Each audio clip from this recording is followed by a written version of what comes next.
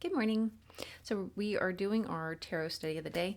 This month we are studying the Magician, and so this is the original Rider Waite card. And then yesterday we looked at this is Tarot of the Abyss.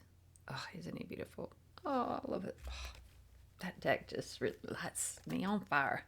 And then today we're doing the Tarot of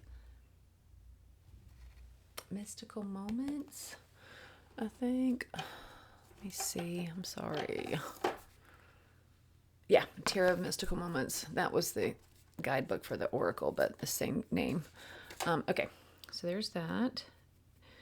It's supposed to be a hot top hat, but to me it reminds me of a crock pot. Those babies are slow cooking. Which, ooh, yes, because your journey. I don't know why all of a sudden it sounded like, who is that from? Where is that from? Yes. Oh, I can't think of it. But anyway, your journeys. You're in a slow cooker, right? You're not. It's not a magic trick of I'm enlightened. I can see. I've got all the clairs now. It's not like that. You're in a slow cooker. This is a process. This isn't like an overnight. I mean, I guess some people are. Some people are just born this way, or even them, they have growth, right? So we're in slow cookers. But she's got her wand. Then there's the butterfly for transformation. She's got a birthday hat on, and she's with the swan. And she's in a top hat. The top hat has a window, and it's being held by hand above the world, almost like it's like a hot air balloon kind of effect there. But and then you also have all those they look almost like lily pads. They also look like the leaves from these one flowers that we did, and I can't think of the name of them. And then her wand's all lit up. So there's that. So we like to look at the different cards each day to kind of we're just gaining more different perspectives and putting them in the vault just in case we need them going in the future. So I'm just learning. Okay, so today we're going to read, I guess I should hold up this too. So today we're going to read out of this book, the Modern Witchcraft Book of Tarot, Your Complete Guide to Understanding the Tarot. And then there's this. Yay. Okay. It's my picture for this so you can find it. The Magician. Number one. It's the number one card. Don't forget the Fool is 0. So that's why the Magician wasn't the first card. The Fool is 0. Keywords: hidden power, magical ability, mastering unseen forces, inner guidance. A powerful and wise figure, the Magician represents the ability to understand and command the unseen forces that operate in the universe. Usually he's depicted as a male figure who stands alone with the tools of his trade before him. As a witch, you'll surely recognize them: the wand, the chalice, the pentagram, and atham. As discussed in chapter 2, these tools also appear in the 4 suits of the minor arcana. The magician's knowledge enables him to manipulate the material world by aligning it with the spiritual plane so he can create the circumstances he desires. That's what you do when you cast spells. That's the essence of magic. When the magician shows up in a reading, he indicates you have special powers. Ooh, la. But you may not realize them yet, or you may not be using your powers. Use your intellect, your intuition, and talents and practical skills to manifest your dreams. The magician reminds you that you're constantly creating your reality and that your thoughts are your forerunners of manifestation. Watch not only your words, but your thoughts. I don't know why it seemed like a little thought bubble, but that like a quote from my words just aren't coming today. That smart dude. Okay, back to this. He can represent your inner guide who, if you listen carefully, will help you fulfill your potential. Magic is believing in yourself. If you do that, You Can Make Anything Happen. That is by Johann Wolfgang von Goethe. Oh, I may be saying that wrong. That last part wrong. I want to read that again, though, because that's good. And I might actually do our first highlighting in this book, because this book isn't very old. Is it the one I want to use? Nope, I want to use this one. Boop. Magic is believing in yourself. If you do that, you make anything happen. I might have to make a little meme out of that, or whatever you call it, just a little post, Instagram post, with that quote, because that's a good one. Upright meaning. The magician recommends getting in touch with the unseen world instead of focusing only on the material one. They aren't separate, and what we usually think of as reality is an illusion. The presence of the four... I'm sorry, I don't know why I'm so itchy. I'm so itchy today. It's a perimenopausal effect. Now I'm holding myself like, get on. Overalls. I don't know what's wrong with me today. Okay. Here we go. The presence of the four magical tools, which also represent the four elements as discussed in chapter 3. Haven't read that yet. On this card suggests that everything you need is right there at your fingertips. You're connecting with your power and aligning yourself with universal forces to achieve your goals and desires. Amen. And so it is.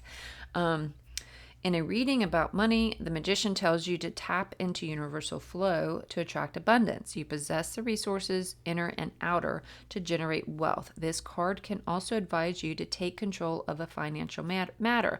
Okay, pausing there. I like that, because what that does is gives you an idea, and they're like, listen up. I love when my guides are like talking inside my head, like you can hear them. They're like, ooh, listen up.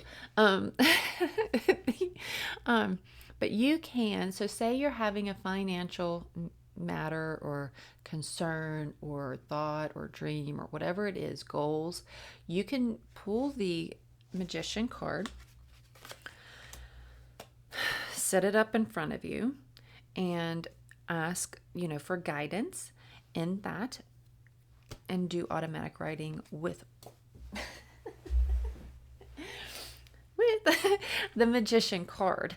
You can channel the magician card into automatic writing.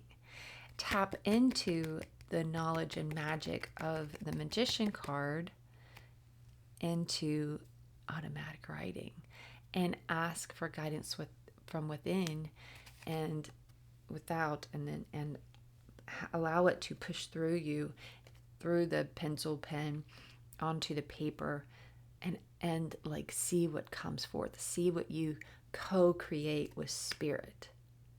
Oh, I like it. That feels like magic. So they're saying use these cards. Don't just don't just use them as like one sole way of using like an instrument, like you would a spoon, like a spoon. I'm only using this spoon for soup instead of using the spoon also for rice. They're like, you can use these for multiple uses, not just doing a reading, but you can use them for connecting. You can use them for channeling. You can use them for tapping in. You can use them for inspiration and motivation and learning and guidance and hearing and hoping and all the things. Thank you. Whew. Yeah, they felt like they needed to tap in and jump in there for a moment. But I like that. Okay. Oh, how dumb. So at the end of this series of reading from all these different books, my memory, you guys might have to lock me up one day. We do a guided meditation and automatic journaling writing with the card. So at the end of the series, we could do that together. Funny how that is. So, and I will, just to give myself a little grace, we did just start that last month with the full card.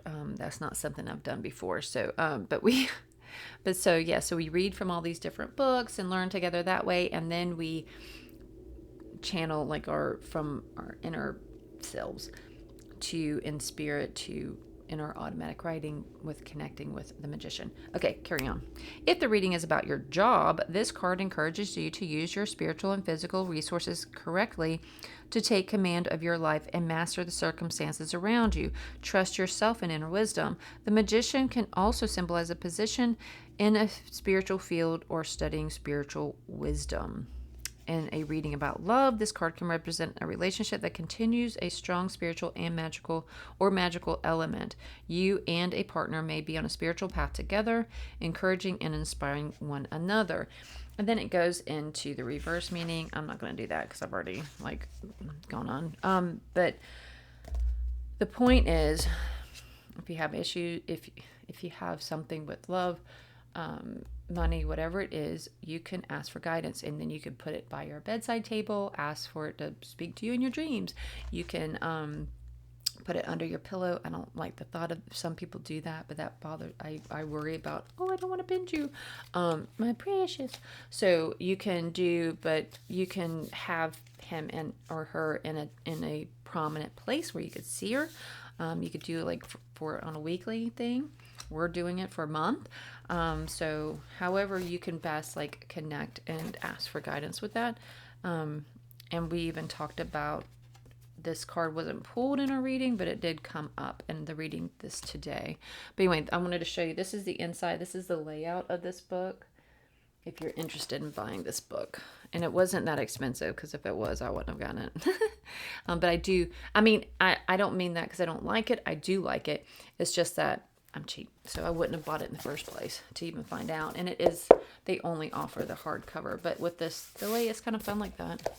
So there you go. That's the Magician and the Modern Witchcraft book. And I will see you tomorrow with another book. I don't know which one yet. Bye-bye.